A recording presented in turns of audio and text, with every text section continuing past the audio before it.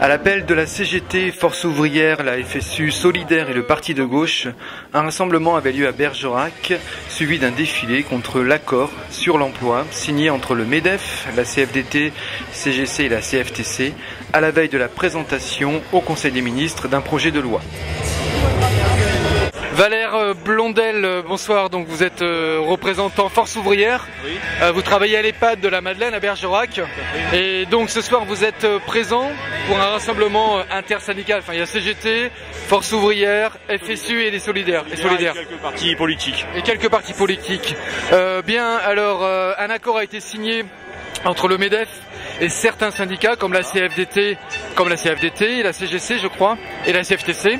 Alors pourquoi est-ce que vous vous rassemblez ce soir? Pourquoi vous contestez cet accord? Parce que pour nous c'est un recul social, une facilité de licencier, une mobilité accrue des personnes et aussi d'autres problèmes comme la baisse possible des salaires. Donc en compensation on nous a fait miroiter une complémentaire santé au rabais. Oui.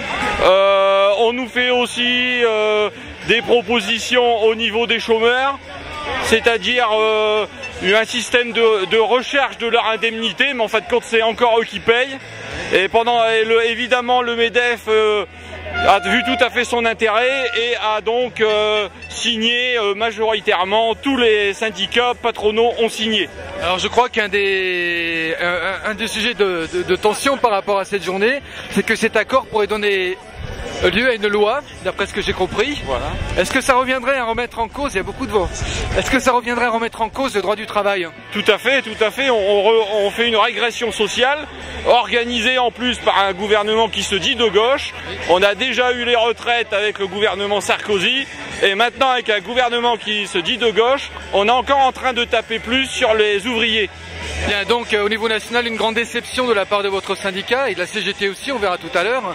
Comment vous expliquez que cet accord ait pu avoir lieu alors que les syndicats, enfin c'est ce qu'on voit, hein, que les syndicats signataires sont minoritaires? Eh oui, mais c'est ça maintenant, il y a eu la représentativité et après bon, il y a des syndicats peut-être qui ont mal compris la démarche ou peut-être d'autres qui étaient plus coopérants. Alors comment est-ce que vous envisagez la suite des événements si jamais cet accord sera ensuite discuté à l'Assemblée pour devenir loi? Ben, on peut continuer, on a manifesté 8 fois pour les retraites, on manifestera si on touche encore aux retraites et on ne s'arrêtera pas là. Est-ce que vous pensez qu'il y a d'autres moyens de lutte possibles? Oh, mais on est ingénieux, vous inquiétez pas. Est-ce que vous êtes déçu? Vous l'avez dit un peu, on le comprend, hein, mais déçu par ce nouveau gouvernement qui est en place hein, depuis quelques mois. Est-ce que vous avez déjà, vous en tant que centrale syndicale, des déceptions? Oui, bah, de toute façon on voit déjà les sondages où 68% des Français commencent déjà à critiquer le gouvernement actuel. Ça, ce ne sont que des sondages, mais vous en tant que centrale syndicale? Les sondages, quand les politiciens veulent les utiliser, ils savent les utiliser. D'accord. Donc des déceptions par rapport à quoi? Est-ce que par exemple le projet sur les retraites, enfin, ce qui se dessine en tout cas pour les retraites, est-ce que ça veut dire que ça va être à nouveau un combat dans la rue? Bah c'est ça, si tous les 2 ou 3 ans on vous rajoute 2 ou 3 ans, vous en verrez jamais le bout des retraites quoi. Vous allez travailler à vie. D'accord. Est-ce que, qu'est-ce que vous auriez signé comme accord? Si accord il y aurait pu y avoir avec le MEDEF? Au niveau de là par rapport à cet accord, vous avez montré ce que vous dénonciez. Qu'est-ce que vous auriez pu signer alors? Oh, il aurait pu nous proposer une augmentation des salaires, parce que c'est bien d'augmenter toujours les bénéfices des banques, du grand capital, mais les salariés ne voient rien. Et FO est avant tout un syndicat de la fiche de paye. D'accord. Très bien, ben merci beaucoup. Au revoir. Au revoir. C'est bon. C'est bon. Christelle Morin, bonsoir. Vous êtes secrétaire générale de la section locale CGT, de l'union locale CGT, on y arrive. On vient d'interviewer le représentant de Force ouvrière qui nous a un peu expliqué les tenants, les aboutissants de ce rassemblement qui va devenir défilé ce soir. Un rassemblement qui est composé de la CGT, Force ouvrière, Solidaire et FSU. Vous êtes un peu en colère par rapport à cet accord qui a été signé entre certains syndicats, que vous dites minoritaires, et le MEDEF. Alors on ne fait pas que dire minoritaire, c'est la preuve par les chiffres. Donc ces 3 syndicats réunis qui sont la CFDT, CFE, CGC merde. La CFTC peut-être. La CFTC, c'est ça. Oui, ils sont tellement minoritaires que j'en ai même oublié leur nom. Ces 3 syndicats-là ne représentent absolument pas, sur le plan des chiffres, en tout cas, une majorité de salariés sur notre territoire, mais aussi au plan national. Donc c'est la nouvelle loi sur la représentativité qui fait que les syndicats minoritaires peuvent signer des accords nationaux et qui vont avoir un impact sur l'ensemble du salariat. Bien, alors cet accord, on a vu, c'est la mobilité pour les travailleurs. On parle de flexibilité pour les licenciements. Est-ce que vous pouvez nous donner un peu plus de précisions par rapport à ça? Les précisions, je vais faire très court et très rapide. Les précisions, c'est que c'est un anéantissement du contrat de travail, tout simplement. Ça donne tous les pouvoirs à l'employeur, avec des moyens très limités de recours au niveau des salariés. C'est-à-dire que le MEDEF fait une loi. Voilà. Et ça, c'est quand même fort. C'est un énorme recul quand même. On se souvient de manifestations justement pour garder le droit du travail et les conventions collectives. En fait, aujourd'hui, cet accord si cet accord aboutit en termes de loi, ferait exploser totalement le code du travail, le droit du travail, les collectivités et les conventions collectives. Exactement. Donc c'est un recul historique.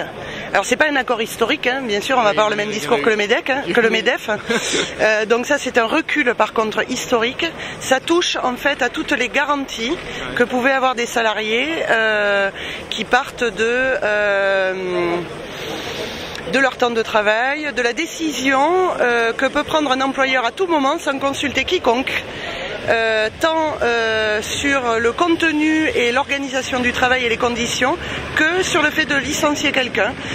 C'est le contrat de gré à gré, donc c'est le contrat à la tête du client. C'est toutes des dispositions réglementaires et législatives qui s'envolent parce qu'un syndicat d'employeurs fait la pluie et le beau temps. Et parce qu'un gouvernement aussi ne se positionne pas. Mais pourtant, la méthode semblait plutôt convenir aux centrales syndicales. On se met autour d'une table, on discute. Le gouvernement, semble-t-il, était un peu dans les couloirs. Enfin, n'intervenait pas lors de ces discussions. La méthode était plutôt correcte. Ça vous semblait une bonne méthode de pouvoir se mettre autour de la table et de discuter pour trouver un accord? Alors complètement. Nous, on est complètement là-dedans. Par contre, ce qu'il y a de sûr, c'est que le dialogue social, c'est pas ça, quoi. C'est pas ceux qui ont le capital qui font les lois. C'est pas les syndicats minoritaires qui peuvent signer pour une majorité qui ne représente pas. Alors quand le gouvernement dit oui, mais les autres syndicats claquent la porte, il y en a qui signent, donc l'accord est valable. Oui, mais c'est la loi. C'est la loi, voilà. Donc c'est peut-être légal, mais c'est pas légitime. D'accord. Voilà. Qu'est-ce que vous êtes prêt à éventuellement faire si cet accord vient à être discuté à l'Assemblée, au Parlement, pour devenir une loi? Est-ce que vous avez déjà en tête des modalités d'action? Alors les modalités, non, pas encore. Enfin, j'imagine que si, il y en a dans les tuyaux, bien évidemment. Mais par contre, ce qu'il y a de sûr, c'est que là, c'est la première.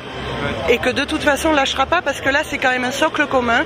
Et que je pense que les salariés qui ont voté pour les 3 organisations syndicales qui sont signataires vont très vite réaliser qu'ils se sont trompés, quoi. D'accord.